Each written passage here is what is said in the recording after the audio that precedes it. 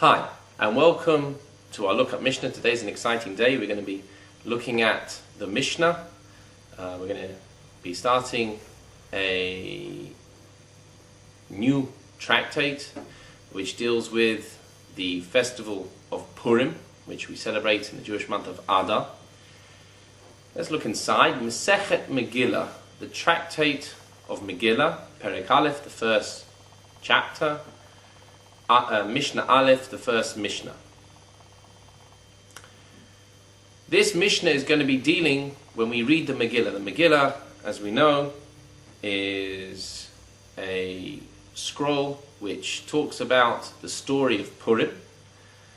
And this Mishnah is going to be dealing with, in the upcoming Mishnah, is going to be dealing with when it actually is read.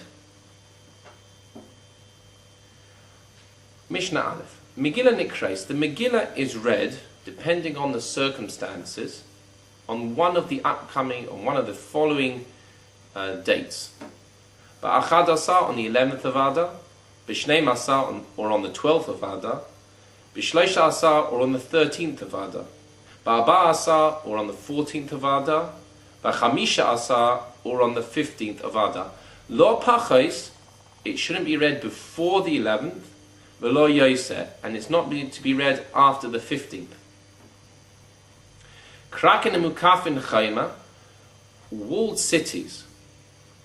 Miyamos Yeshua ben Nun, a city which was walled from the time of Joshua, the successor of Moses. Kairin b'chamisha asa, they read on the 15th.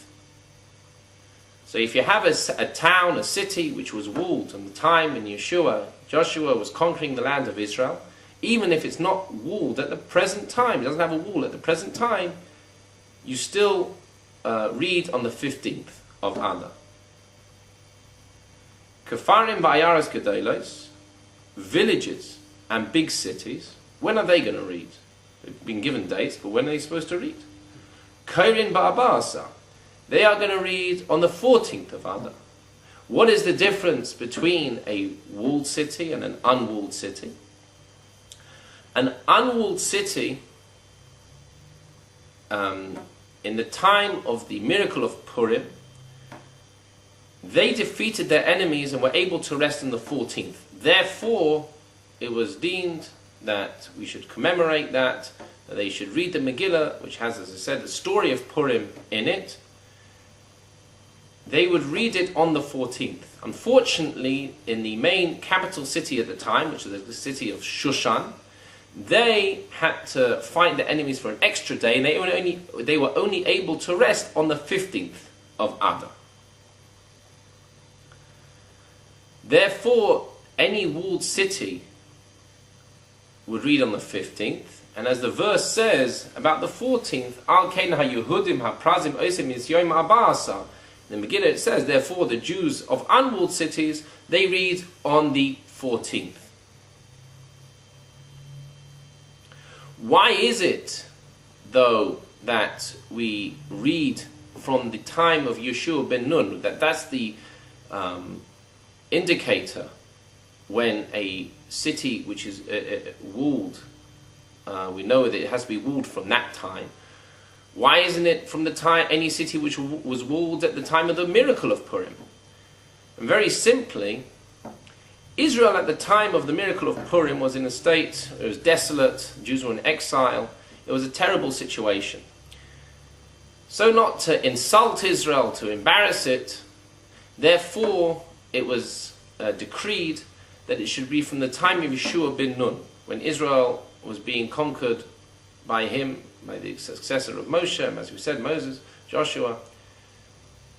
And he would be the one who, that would be the time and the indicator when a walled city would be called walled. Why from the time of Yehoshua? Why not from any other time? And the answer is because he was the first one who went out to fight against Amalek. And Amalek, who are our enemies, as we know, that their descendant was the main enemy of the Jew in the festival of Purim.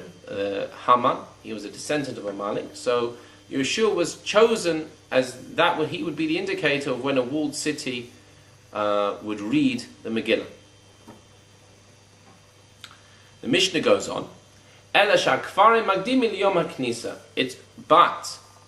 we still have a problem, because if we're talking about the 14th and 15th, when is it 11th and 12th and 13th? When are those days? When are those days that a Jew would read the Megillah? Well, in olden times, villages would go back to market days, and that could fall out on the 11th, 12th, or 13th, as we're going to see in the next Mishnah. The question is, why villages? Why were they given this exemption? Well, this is hinted to in the Megillah itself. There's a verse which hints to that. But still you have a question, why is it that they were given this leniency? And the answer is there are a number of answers given. One is that these were days, the market days, which was Monday and Thursday, a day of assembling, that Jews would come in anyway because to the big cities, because those were days when the Jewish courts would sit and judge people, according to the decree of Ezra. And if they were coming in, they agreed. Another answer which is given is that the villages themselves, they were illiterate, they couldn't read the Torah in general, and as we know that we have to read the Torah on Shabbat, and on Mondays and Thursdays. We read it in the mornings of Mondays and Thursdays, and the villagers had to come in to hear it because they couldn't read it themselves. Since they were coming in anyway, therefore, according to what they derived from the Megillah, they gave them a leniency that they should be able to hear the Megillah then, and then they shouldn't have to come back and hear the Megillah again on the 14th. Instead, now they could be able to supply their brothers and sisters their needs for the Purim, because as you know, there are other mitzvahs, other commandments on the day, which is feasting and giving presents, so they should be able to give them what they need on the day. The next Mishnah will be dealing how we actually derive those dates, how do they fall out, on which days, and that we'll be dealing with next time. Have a great day.